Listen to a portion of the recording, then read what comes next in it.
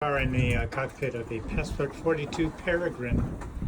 You can see it's set up for single handing. See the green lines that go around to the main sheet traveler. I can release them and adjust them from the cockpit. Everything's designed for single hander in the cockpit. Looking forward, you can see touches. Reef 1, Reef 2, main sheet, and the main sheet up. I can control everything right from here, which is a comfort and safety issue. I have a Garmin InReach you see right there.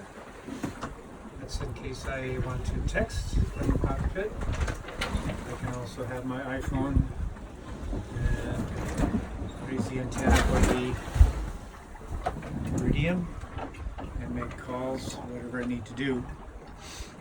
Look around here, I've got some weather cloth here. That's for keeping me nice and warm and protected in the cockpit. There's a safety line in case I have to go forward, or if it gets a little rough, I'll just clip in. There is an anchor line also used for a warp in heavy seas.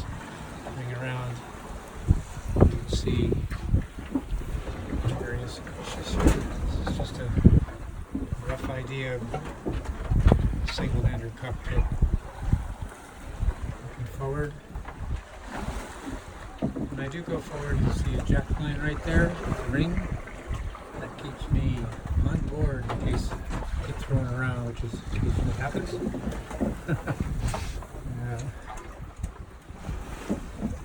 I sail with full sails today.